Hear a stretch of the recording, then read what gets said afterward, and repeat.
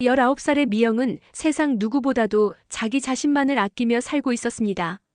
어려운 형편 속에서도 아이 하나로 자신의 인생이 망가지는 건 절대 참을 수 없다는 생각뿐이었죠. 배가 불러오기 전까지는 친구들 사이에서 예쁘다는 소리를 들으며 늘 사람들의 관심을 한몸에 받던 아이였습니다. 하지만 배가 불러오자 사람들의 시선은 싸늘하게 식어갔습니다. 그 눈초리가 너무도 싫어 병원 문턱에도 제대로 가지 않았습니다. 아이의 건강 따위는 안중에도 없었지요. 출산의 순간도 고통스러웠지만 미영은 아이의 울음소리를 듣자마자 한숨부터 내쉬었습니다. 아이가 태어났다는 현실이 그저 귀찮게만 느껴졌습니다. 간호사가 아이를 안겨주었을 때도 그녀의 눈길은 차갑게 식어 있었습니다. 아이를 품에 안고도 눈길조차 주지 않았습니다. 병원비가 밀리고 방세가 밀리자 아이는 그녀에게 그저 짐짝이자 장애물로만 보였습니다. 아이가 울어도 배가 고파 젖을 달라고 몸부림쳐도 미영은 짜증 섞인 표정으로 돌아섰습니다. 친구들에게 연락해 돈을 구해보려 했지만 아무도 도와주려 하지 않았습니다. 부모님도 외면하기만 했습니다. 아이를 안고 돌아오던 밤 미영은 허름한 골목길을 서성이며 속으로 계산기를 두드렸습니다. 나만 아니면 돼. 내 인생만 다시 되찾으면 돼. 그렇게 혼잣말을 하며 아이를 내려다봤습니다. 작고 여린 생명이었지만 그녀의 눈에는 그저 귀찮은 짐짝에 불과했습니다. 보호소 문 앞에 도착한 미영은 아이를 담요로 감싸고 냉정하게 내려놓았습니다. 2번 다시 돌아보지 않겠다고 다짐했습니다. 아이가 울음을 터뜨리자 미영은 얼굴을 찌푸리며 귀를 막았습니다. 그 울음소리가 너무도 불쾌하게 들렸습니다. 아이에게 낮게 중얼거렸습니다. 내가 얼마나 힘든 줄 알아? 너만 아니면 내 인생이 이렇게 꼬이지는 않았을 텐데. 그렇게 말하곤 뒤도 돌아보지 않고 발걸음을 옮겼습니다. 가로등 불빛조차 희미한 골목길로 사라졌습니다. 그녀가 떠난 뒤 보호소 문이 살짝 열렸습니다. 간호사는 아이를 발견하고 다가와 담요를 풀어보았습니다. 떨고 있는 아이의 볼에는 눈물 자국이 남아 있었고 그 옆에는 종이장 하나가 놓여 있었습니다. 부탁드립니다. 그 짧은 문구가 마치 사람들을 비웃는 듯 보였습니다. 아이의 울음소리가 밤바람을 타고 스산이 퍼졌습니다. 그러나 미영의 귀에는 그 울음소리가 들리지 않았습니다. 이미 그녀는 어두운 골목길 너머로 흔적도 없이 사라지고 있었습니다. 보호소에 남겨진 아이는 다른 아기들보다 유난히 작고 여린 모습이었습니다. 그 작은 손이 희미하게 허공을 움켜쥐는 모습이 간호사의 마음을 짠하게 했습니다. 아이의 이름은 없었습니다. 이름 대신 2025년 2월생 남아라는 기록만이 보호소 서류에 남아 있었습니다. 그 아이를 처음 본 간호사는 마음 한편으로 안쓰러운 마음이 들었지만 현실은 냉정했습니다. 보호소에는 이미 많은 아이들이 있었고 하나하나에게 충분한 사랑을 주기에는 여건이 허락되지 않았습니다. 며칠 뒤 미국에서 온 입양기관 관계자가 보호소를 찾았습니다. 그들은 한국에서 아이를 입양하려는 부부의 대리인이었습니다. 미국의 한 부부가 아이를 입양하기로 결정했다는 연락을 받자 보호소 직원들은 서류를 분주히 준비했습니다. 그 아이가 해외로 입양될 거라는 사실이 마냥 슬프게만 느껴지진 않았습니다. 오히려 낯선 땅에서라도 잘 살아주기를 바라는 마음이 더 컸습니다. 서류상 아이는 데이빗이라는 새 이름을 받게 되었습니다. 새로운 국적, 새로운 부모, 그리고 새로운 삶이 주어질 아이였습니다. 보호소 직원들은 작은 손에 담요를 곱게 싸주며 아이가 마지막까지 따뜻하게 잠들 수 있도록 애써주었습니다. 간호사는 아이의 작은 손을 꼭 잡고 조용히 기도하듯 중얼거렸습니다. 부디 좋은 부모님을 만나 행복하게 살아가기를 바랍니다. 비행기 이륙 전날 아이는 낯선 외국인 부부에게 인계되었습니다. 아이는 아무것도 모르는 듯 새하얀 이불에 감싸인 채로 잠들어 있었고 부부는 담요 속 아이의 얼굴을 바라보며 미소를 지었습니다. 그 순간에도 보호소 간호사의 눈에는 눈물이 맺혔습니다. 작고 여린 생명이 새로운 세상으로 떠나는 길이었으니까요. 그렇게 아이는 긴 여정을 떠났습니다. 창밖에 비치는 활주로의 불빛이 흔들렸습니다. 한 아이의 인생이 바뀌는 순간이었습니다. 데이빗은 미국의 한적한 마을에서 새로운 삶을 시작했습니다. 입양된 가정은 중산층 가정이었고 부모님은 데이빗에게 사랑을 주려고 애썼습니다. 그러나 미국 사회에서 아시아계로 살아가는 것은 녹록지 않았습니다. 언어와 문화의 장벽은 높았고 학교에서는 친구들의 차가운 시선과 놀림이 그의 마음을 핥히었습니다. 데이빗은 그런 현실을 이겨내기 위해 학업에 더욱 매달렸습니다. 부모님은 한국에서 왔다는 사실을 숨기지 않았지만 데이빗에게 그 사실은 늘 궁금증과 상처로 남아 있었습니다. 왜 나는 미국에서 살아야 했을까?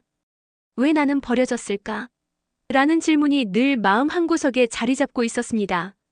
그럼에도 불구하고 데이빗은 꿋꿋이 공부하며 모범생으로 자리 잡았고 선생님들에게도 인정받았습니다. 학업 외에도 운동을 통해 친구들과 조금씩 마음을 나누며 사람들 사이에서 적응해 갔습니다. 그는 학업에 전념하며 점차 미국 사회에 자리 잡아갔습니다. 성실함과 노력으로 학교에서 우수한 성적을 거두며 명예학생으로 불리기도 했습니다. 동시에 학교 내에서 자선활동, 동아리 활동에도 참여하며 리더십을 키워갔습니다. 학창시절 친구들의 놀림이 마음에 남았지만 그 시련은 오히려 그를 더 강하게 만들었습니다. 그의 삶에는 빈틈이 없었습니다.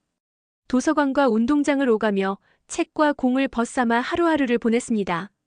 잠시라도 힘들 때면 부모님이 보여준 사랑을 떠올리며 이를 악물었습니다. 언젠가는 성공해 보이겠다는 각오가 그를 버티게 했습니다. 하지만 마음 한구석에는 늘 그림자가 드리워져 있었습니다. 밤이 되면 창가에 앉아 보호소 앞에 버려진 나를 상상했습니다. 직접 본 적은 없었지만 마음속에서 잊히지 않는 그림자처럼 그의 가슴을 짓눌렀습니다. 데이빗은 늘 자신에게 물었습니다. 나는 왜 그곳에서 버려졌을까? 그리고 엄마는 지금 어디서 무슨 생각을 하고 있을까?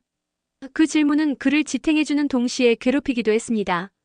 그 질문이 결국 그를 한국으로 향하게 할 것이라는 사실을 데이빗 자신도 알지 못한 채 미국에서의 삶을 살아갔습니다. 데이빗은 미국의 한적한 주택가에 자리한 작은 마을에서 새로운 삶을 시작했습니다. 입양된 가정은 평범한 중산층이었고 부모님은 데이빗에게 최선을 다해 사랑을 주고자 애썼습니다. 그 사랑 덕분에 데이빗은 처음엔 낯선 언어와 문화에 적응하는 데 많은 시간을 보냈지만 점차 새로운 환경에 적응해 나갔습니다. 하지만 그의 마음속 한켠에는 늘 자신이 어디에서 왔는지에 대한 의문이 자리했습니다. 부모님은 한국에서 왔다는 사실을 숨기지 않았지만 친구들 사이에서 아시아계라는 이유로 놀림을 받기도 했습니다. 데이빗은 그때마다 이를 악물며 더 열심히 공부에 몰두했습니다. 학교에서도 그는 남들보다 2배의 노력을 기울여야 했습니다. 언어 장벽은 생각보다 높았고 작은 실수에도 친구들의 비웃음이 돌아왔습니다. 하지만 데이빗은 포기하지 않았습니다. 부모님의 지지와 본인의 의지가 그를 지탱해 주었습니다. 그는 언제나 자신의 이름을 자랑스럽게 여기고 싶었기 때문이었습니다. 어느새 데이빗은 학교에서 모범생으로 불리며 선생님들에게 인정받기 시작했습니다. 학업뿐 아니라 친구들과의 관계에서도 조금씩 웃음을 되찾았습니다. 특히 운동을 통해 친구들과 어울리면서 차별과 편견을 뛰어넘을 수 있었습니다. 데이빗은 그렇게 한 발짝씩 미국이라는 새로운 세상에서 자신의 길을 만들어갔습니다. 그러나 그의 가슴 한켠에는 항상 의문이 자리했지요. 나는 왜 그곳에서 버려졌을까? 그리고 엄마는 지금 어디서 무슨 생각을 하고 있을까? 데이빗은 그 질문을 가슴 깊이 묻어둔 채 자신의 삶을 묵묵히 살아갔습니다. 데이빗은 미국의 한 대학에 입학한 이후 누구보다 치열하게 살아왔습니다. 낯선 땅에서 인종차별의 벽과 언어의 장벽, 경제적 어려움까지 견뎌내며 매 순간을 버티듯 살아온 세월이었습니다.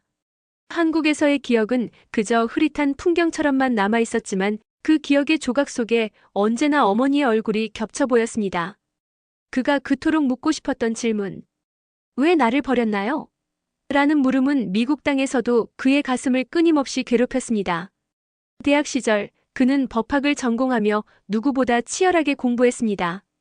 동양인이라는 이유만으로 받는 차별에도 꿋꿋이 맞서며 장학금을 받아 명문대에 입학했고 그곳에서도 밤낮 없이 책을 파고들었습니다. 학과에서 주최하는 모의 재판 대회에서 수차례 우승하며 이름을 알렸고 교수들로부터 차세대 법조인이라는 칭찬을 받았습니다. 하지만 데이빗의 내면은 그 어떤 성공으로도 메울 수 없는 공허함이 자리를 잡고 있었습니다. 내가 왜 이렇게까지 노력해야 하는 걸까? 그 질문의 끝에는 언제나 어머니의 모습이 어른거렸습니다. 졸업 후 그는 인수합병 전문 로펌에 입사하여 하루도 쉬지 않고 일했습니다. 수많은 기업의 이해관계가 얽힌 복잡한 계약서와 분쟁 서류를 밤새워 검토하며 동료 변호사들 사이에서도 두각을 나타냈습니다. 동양계 변호사라는 이유로 중요한 자리에 배제되기도 했지만 그는 결코 포기하지 않았습니다. 오히려 그럴수록 두 눈을 더욱 부릅뜨고 상대방의 허점을 파고들며 승소를 이끌어냈습니다. 상사들은 그를 향해 미래의 파트너라고 칭하며 그의 재능과 끈기를 높이 샀습니다. 그러나 그 모든 영광의 순간에도 데이빗의 마음 한구석은 늘 시리도록 공허했습니다. 왜 나를 버렸나요? 라는 물음이 가슴을 후벼 팠습니다. 사람들 앞에서는 웃음을 지으며 당당한 척했지만 퇴근 후 집에 돌아오면 잠들지 못하는 밤이 많았습니다. 늘 침대맡에 놓인 사진틀 속에 비친 어린 시절의 보호소 기록이 그를 괴롭혔습니다. 미국 국적을 갖고 미국식 이름을 가졌지만 그는 늘 한국에서 버려진 아이로 살아가고 있었습니다. 몇 년 후 데이빗은 회사의 파트너 제안을 과감히 거절하고 투자회사를 창업했습니다. 자신만의 회사를 만들어 세상에 인정받고 싶었습니다. 처음에는 자본금 부족으로 위기를 겪었고 유능한 인재들을 데려오려 애쓰며 사람을 잃기도 했습니다.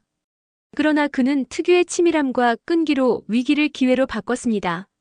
경쟁사와의 인수합병 거래를 성공적으로 이끌어내며 투자업계에서 승부사로 불리게 되었고 그의 이름은 금융계의 입소문을 타고 빠르게 퍼져나갔습니다. 회사가 성장함에 따라 그에게는 상상도 못할 부가 찾아왔습니다. 세계 각국의 투자자들과 협상 테이블에 앉아 계약을 이끌어내는 날이면 어린 시절 자신을 버린 엄마에게 보여주고 싶은 마음이 불쑥불쑥 올라왔습니다. 봐요, 나 이렇게 성공했어요. 당신이 버린 그 아이가 이렇게 큰 사람이 되었어요. 라는 말을 꼭 하고 싶었습니다. 그 마음이 그를 더 치열하게 만들었습니다. 그는 고급 시계를 차고 맞춤 양복을 입고 세계 최고급 자동차를 타고 다니며 화려한 삶을 살았습니다. 그러나 그 화려함 뒤에 숨겨진 외로움은 더 깊어졌습니다. 호텔 스위트룸에서 홀로 와인을 홀짝이며 문득 창밖을 바라보던 날 데이빗은 결심했습니다. 이제야 과거를 마주할 준비가 된 것 같았습니다. 한국으로 돌아가 그토록 묻고 싶었던 질문을 꼭 해야겠다고. 왜 나를 버렸나요? 라는 그 질문을, 그리고 왜 그래야만 했는지를 묻고 싶었습니다. 그 답을 듣기 전에는 자신의 인생을 온전히 살 수 없을 것 같았습니다. 그날 밤 데이빗은 한국행 비행기 티켓을 예매했습니다.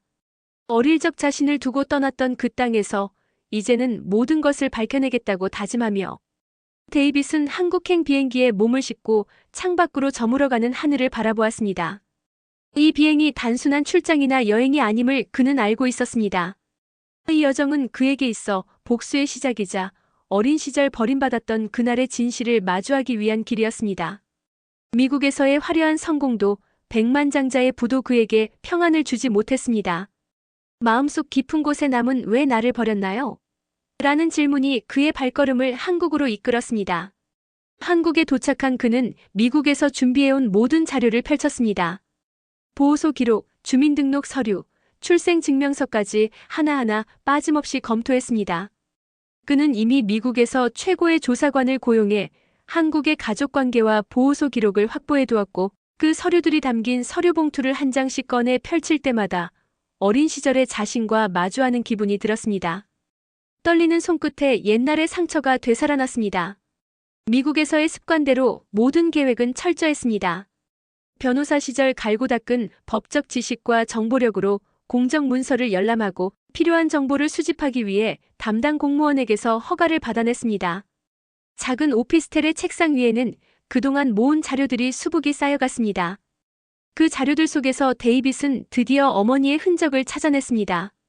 어릴 적 보호소에 맡겨졌을 때의 접수 기록, 보호소 직원의 사인, 그리고 보호소를 떠난 뒤 어머니의 이름이 적힌 서류가 한 장 발견되었습니다. 어머니의 이름이 눈앞에 또렷이 새겨졌습니다. 그 이름을 보는 순간 어린 시절 혼자 울던 밤의 기억이 파도처럼 밀려왔습니다. 그 이름이 낯설기도 하고 동시에 너무나 익숙하게 느껴졌습니다. 그토록 증오하면서도 애타게 그리워했던 이름이었으니까요. 그래, 이젠 직접 물어볼 거야. 왜 나를 그토록 무심하게 버렸는지. 그의 목소리는 떨렸지만 눈빛만큼은 단단히 굳어 있었습니다. 며칠 후 그는 어머니가 있다는 소식을 듣고 담당 사회복지사에게 전화를 걸었습니다. 사회복지사는 차가운 목소리로 요양원에 있다는 사실을 알려주었습니다. 요양원의 이름과 주소를 메모하며 데이빗은 한 손으로 가슴을 움켜쥐었습니다. 드디어 찾았다는 기쁨과 함께 복수심이 그의 내면을 뒤흔들었습니다. 이제 그 사람에게 복수할 수 있어. 내가 이렇게 성공해 돌아온 이유가 바로 그거야. 그는 창밖을 바라보며 어린 시절의 기억을 떠올렸습니다. 추운 겨울날 보호소 문 앞에 서 있던 그때의 자신. 떨고 있는 손을 붙잡아줄 사람은 아무도 없었습니다. 그때의 분노가 다시금 살아나며 그는 요양원으로 향할 계획을 세웠습니다. 요양원에 들어서면 어머니가 과연 어떤 표정으로 자신을 맞을지 상상했습니다. 혹시 그토록 찾던 아들이 나타났다고 기뻐할까? 아니면 죄책감에 얼굴을 돌릴까? 데이빗은 그 어떤 반응도 상관없었습니다. 그저 묻고 싶었습니다. 왜 나를 버렸나요? 그의 마음속에선 차가운 복수심이 차올랐습니다. 내가 얼마나 성공했는지 보여주고 당신이 얼마나 큰 실수를 했는지 깨닫게 해주겠어. 그는 다짐했습니다. 한편으로는 불안한 감정도 들었습니다. 혹시라도 어머니가 아무렇지 않게 살아가고 있다면 그는 그 사실을 참을 수 없을 것 같았습니다. 오히려 가난과 외로움에 허덕이고 있다면 조금이나마 위로가 될 것 같다는 생각도 들었습니다. 하지만 그는 다시 고개를 저었습니다. 이제는 감정에 휘둘리지 않을 거야. 냉정하게, 그리고 똑똑하게 복수할 거야. 데이빗의 눈빛에는 결의가 서려 있었습니다. 그날 밤 그는 요양원 앞에서 차를 세우고 한참을 앉아 있었습니다. 창밖으로 스며드는 불빛이 그의 얼굴을 비췄습니다. 과거의 자신이 떠올랐습니다. 보호소에서 아무도 찾아오지 않던 어린 데이빗. 그 모습이 겹쳐 보이며 그의 두 손은 점점 떨려왔습니다. 그러나 곧 입술을 굳게 다물며 차 문을 열었습니다. 이제 끝장을 보러 왔습니다. 데이빗은 속으로 중얼거렸습니다. 복수의 순간이 드디어 다가오고 있었습니다. 데이빗은 병원 복도를 걸으며 심장이 터질 듯한 분노를 느꼈습니다. 마침내 찾았다. 그토록 기다려온 복수의 순간이 바로 눈앞에 있었다. 그는 복수심에 이끌리듯 병실 문을 힘껏 밀어젖혔습니다. 그곳에는 산소호흡기에 의지해 힘겹게 숨을 고르고 있는 김영숙이 누워 있었습니다. 말기암으로 쇠약해진 몸, 창백한 얼굴, 빠진 머리칼, 그 모든 모습이 한눈에 들어왔습니다. 하지만 데이빗의 눈빛은 싸늘하게 빛났습니다. 당신이 날 버린 사람이죠. 그의 목소리는 낮았지만 날카롭게 떨렸습니다. 어떻게 그럴 수 있었어요? 어떻게 내 인생을 이렇게 만들어 놓고 이제 와서 이렇게 누워있을 수 있냐고요? 김영숙의 눈꺼풀이 미약하게 떨렸지만 힘없이 감긴 눈은 그의 분노를 받아줄 기력조차 없어 보였습니다. 데이빗은 숨을 거칠게 몰아쉬며 침대 옆에 서서 복받친 감정을 쏟아냈습니다. 내가 얼마나 힘들게 살아왔는지 알아요? 당신이 날 버리고 떠난 그날부터 내 인생은 지옥이었어요. 매일매일 당신을 증오하며 살았다고요. 나를 버린 엄마라고. 그런데 지금 이렇게 누워있으면 다 끝난다고 생각했어요? 내가 얼마나 힘들었는지 말해봐요. 당신이 날 이렇게 만든 거잖아요. 그의 눈에는 분노의 불꽃이 이글거렸습니다. 주먹이 떨렸습니다. 그는 그 손으로 침대 난간을 꽉 움켜쥐며 이를 악물었습니다. 김영숙은 입술을 달싹였지만 목소리는 나오지 않았습니다. 산소호흡기의 소리만이 병실의 메아리처럼 울려 퍼졌습니다. 간호사가 들어오려 하자 데이빗은 손을 뻗어 문을 막았습니다. 아직 끝나지 않았어요. 나 이 사람한테 물어봐야겠어요. 왜 그랬는지. 왜 나를 버렸는지. 그는 거친 숨을 몰아쉬며 김영숙을 노려보았습니다. 당신이 날 이렇게 만든 거야. 내가 그렇게 성공했어도 내 마음은 늘 허전했어요. 당신 때문이야. 엄마라고 부를 수도 없게 만든 사람. 병실의 공기가 무겁게 내려앉았습니다. 데이빗은 주저앉듯 침대 옆 의자에 털썩 앉았습니다. 얼굴을 감싸준 그의 손이 떨리고 있었습니다. 분노에 치를 떨던 목소리는 점점 낮아졌지만 그 눈빛만큼은 여전히 복수심에 타올랐습니다. 나는 당신이 이렇게 누워있는 걸 보고 싶었어요. 그래야 내가 이겼다는 기분이 들 것 같았으니까. 당신이 이렇게 무력해진 걸 보니까 통쾌해야 하는데. 그런데 왜 이렇게 기분이 더럽죠? 왜 이렇게 허전하죠? 데이빗은 눈을 부릅뜬 채 산소호흡기에 의지한 어머니의 얼굴을 똑바로 바라보았습니다. 이제라도 말해봐요. 왜 그랬어요? 왜 나를 버렸어요? 왜 날 이렇게 살게 만들었냐고요? 그의 목소리가 떨리며 병실에 울려 퍼졌습니다. 간호사는 조용히 문틈으로 그 모습을 지켜보았지만 차마 그 방에 들어서지 못했습니다. 어머니 김영숙의 입술이 미약하게 떨리더니 눈가에 작은 눈물이 맺혔습니다. 하지만 목소리는 들리지 않았습니다. 데이빗은 허탈하게 웃었습니다. 이제 와서 울어요? 그 눈물로 내가 다 용서할 거라고 생각해요? 아니에요. 나는 절대 용서 못해요. 당신이 나한테 준 고통, 당신이 똑똑히 보고 가야 해요. 그의 눈동자에는 아직도 분노가 이글거렸습니다. 그는 몸을 떨며 자리에서 일어섰습니다. 이제야 겨우 당신을 찾아냈는데 이렇게 무력하게 누워있다니 당신이 이겼다고 생각하지 마요. 나는 절대 잊지 않을 거예요. 이 고통도 이 분노도. 데이빗의 발소리가 병실 바닥을 울리며 한 걸음 한 걸음 뒤로 물러섰습니다. 그는 여전히 어머니를 향해 싸늘한 눈빛을 거두지 않았습니다. 그 순간 그의 등 뒤에서 산소호흡기의 소리가 길게 이어졌습니다. 마치 숨이 막히듯 공기마저 무겁게 내려앉았습니다. 산소호흡기의 의지에 힘겹게 숨을 고르던 김영숙은 창밖을 멍하니 바라보다가 희미하게 눈을 떴습니다. 그 눈동자가 겨우 민준의 얼굴을 찾았을 때 떨리는 손끝이 그의 손을 향해 더듬었습니다. 민준아. 그 이름을 부르자 그의 눈이 크게 흔들렸습니다. 한국에서 태어난 그 이름이 낯설 듯도 했지만 동시에 가슴을 파고들었습니다. 김영숙은 떨리는 숨을 고르며 힘겹게 말을 이어갔습니다. 민준아, 엄마가 그때 널 보육원에 맡기던 날 그게 얼마나 지옥 같았는지 너는 모를 거야. 그녀의 눈가에는 눈물이 맺혔습니다. 민준은 굳은 표정으로 그녀를 바라보며 낮게 물었습니다. 이제라도 말해요. 왜 날 버렸는지. 김영숙은 눈을 감았다가 떴다를 반복하며 기억을 떠올렸습니다. 그때 엄마는 아무도 의지할 데가 없었단다. 친정도 친구도 남편도 아무도 없었어. 그저 너만 바라보고 살았어. 하지만 돈이 없어 하루하루가 너무 힘들더라. 하루 벌어 하루를 먹고 살기도 어려웠어. 그녀의 목소리가 떨렸습니다. 그러다 결국 엄마가 일주일을 굶었어. 쌀 한 톨, 반찬 한 숟갈도 없이 버텼어. 그러면서도 너만은 어떻게든 살려야겠다 싶어서 그러다 보육원 문 앞까지 가게 된 거야. 그녀의 눈물이 베개 위로 떨어졌습니다. 그날 너를 맡기고 돌아서는데 발걸음이 떨어지질 않더라. 돌아서서 계속 울었어. 매일 밤마다 울었어. 그러면서도 너를 데려오겠다고 마음먹었단다. 김영숙은 떨리는 목소리로 말을 이었습니다. 그래서 공장 청소, 식당 설거지 허리 휘도록 일해서 겨우겨우 돈 모았단다. 하루도 너 생각 안 한 적이 없었어. 방 한 칸이라도 얻어서 너랑 같이 살겠다고 3년 동안 손톱이 다 닳도록 돈 모았어. 민준아, 그때 엄마는 너만 데리러 갈 날만 기다렸어.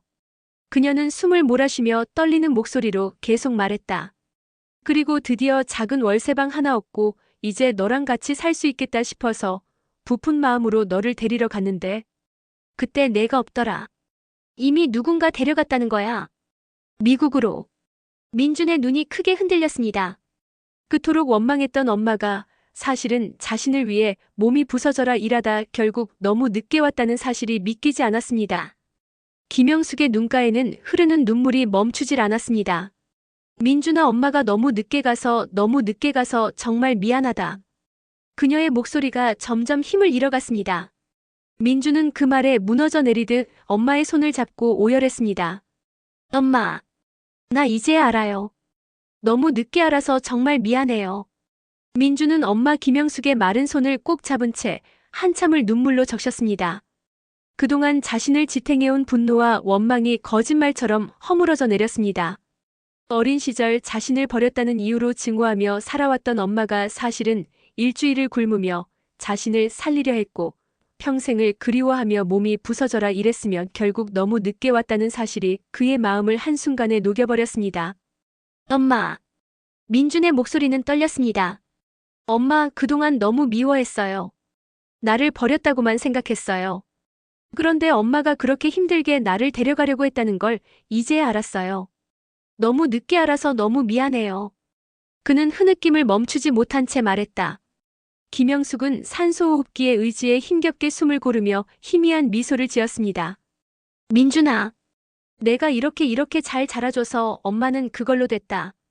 이제 엄마 걱정은 하지 말고 내 길을 잘 가렴. 그녀의 목소리는 약해졌지만 그 안에는 평생의 사랑과 미안함이 모두 담겨 있었습니다. 민주는 엄마의 손을 더 꼭 잡았습니다. 엄마, 나 잘 살 거예요. 엄마가 그토록 원하셨던 행복한 아들로 살 거예요. 그러니까 이제 걱정하지 마세요. 그의 눈에서 또 한 줄기 눈물이 흘렀습니다. 병실 창문 너머로 한 줄기 빛이 들어왔습니다. 김영숙의 얼굴에도 빛이 닿았습니다. 그녀는 힘겹게 눈을 뜨고 마지막 힘을 다해 아들의 얼굴을 바라보았습니다. 민준아, 사랑한다. 그 한마디와 함께 그녀의 눈꺼풀이 천천히 감겼습니다. 민주는 엄마의 손을 꼭 잡은 채 눈물이 얼굴을 타고 흘러내렸습니다. 엄마 사랑해요. 이제야 엄마를 용서할 수 있을 것 같아요. 그는 오랫동안 움켜쥐었던 증오를 내려놓으며 엄마의 손을 다정히 쓰다듬었습니다. 시간이 얼마나 흘렀을까? 민주는 자리에서 일어나 창밖을 바라보았습니다. 따사로운 봄 햇살이 병원 마당을 물들이고 있었습니다. 그는 고개를 들어 하늘을 바라보며 속으로 다짐했습니다. 엄마, 나 앞으로 잘 살게요. 엄마가 보고 싶어 했던 모습으로 살아갈게요. 고마워요. 그리고 미안해요. 그는 병실 문을 나서며 한 번 더 돌아보았습니다. 이제야 진짜로 엄마를 놓아줄 수 있을 것 같았습니다. 복수와 원망 대신 이해와 용서가 그를 채웠습니다. 이제야 진짜로 어른이 된 기분이었습니다. 그리고 그 순간 민준의 얼굴에는 처음으로 평화로운 미소가 번졌습니다.